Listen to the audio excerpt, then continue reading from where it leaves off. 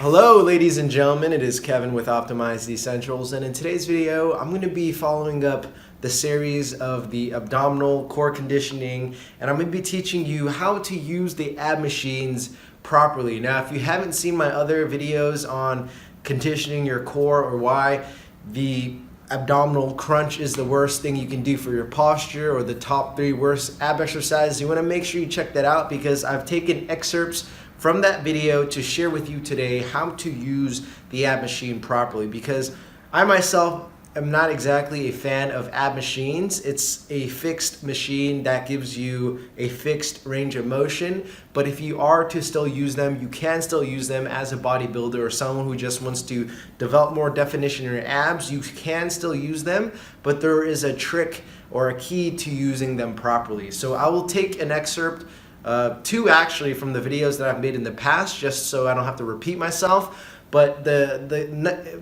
nutshell, or the idea of the concept of how to use it correctly in a nutshell, is you want to make sure you're getting full extension in the thoracic spine and then full flexion as well. All right, so you want to go to the maximum range of motion that is safe for your body in extension, and then maximum contraction while using the machines. Okay, so I'm going to share with you the first 2 machines that we're going to do. I've already recorded. It's the lying ab crunch machine, and the second one is a seated crunch machine. And then I'll also show you 2 more variations that you can use, or maybe 1 more that you can do for the ab machine. Okay, so let's get right into that video.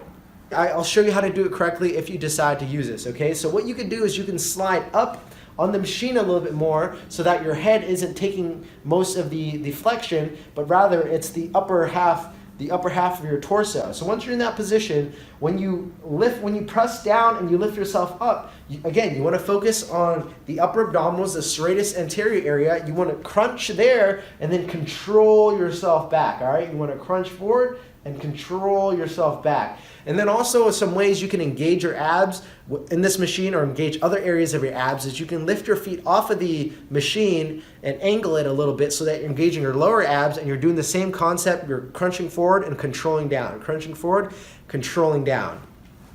Another way that I've seen someone do it, which is pretty cool, I had to give it a try myself, was she was doing bicycles, like a bicycle crunch, as she was doing this. So a way you can do this is you implement the same concept where you crunch forward and you shuffle your legs as you're crunching forward, so that you're getting lower ab engagement and also upper ab engagement. So pretty much you're toting the whole abdominal wall when you're doing this exercise, and this is a good way you can do it.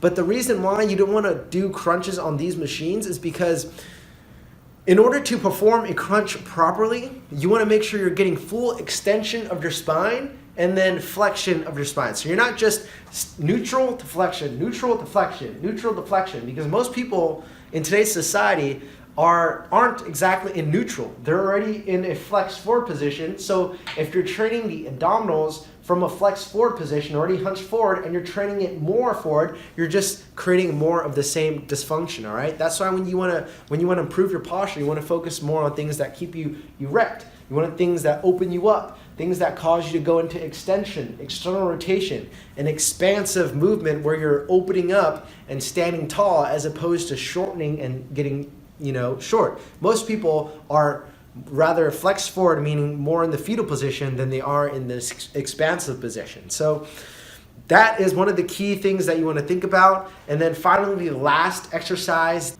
in order to do it correctly, you want to make sure you're getting full extension by first getting onto the machine and sticking your chest out, arching your back, really getting thoracic extension, and then allowing your upper body to control your way down. You want to focus on the upper abdominals, the serratus anterior area. You want to focus on crunching that body part, as opposed to using your neck, leading with your neck and pulling your head down. You want to use that area to crunch your body in, and then inhale, open yourself not just to here, but all the way back, and then coming back. That's how you properly train your upper abdominals, all right? Awesome. So I hope you enjoyed those first 2.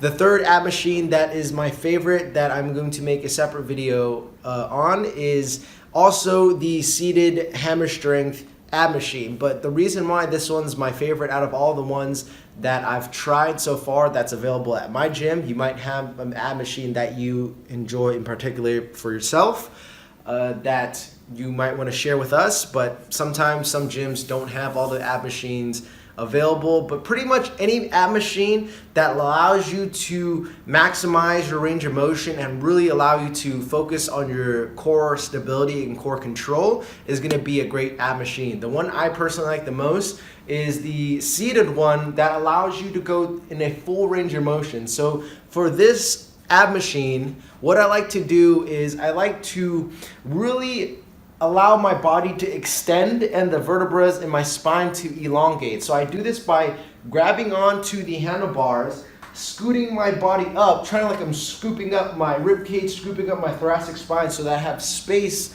inside of my trunk, my core, and my spine. And then from that position, I call it thoracically extended position. Once I'm fully extended and somewhat arched in my upper back, popping my chest up, that's when I crunch in and get a full range of motion, full contraction in my abs, and then I inhale, open up, and go through that same range of motion.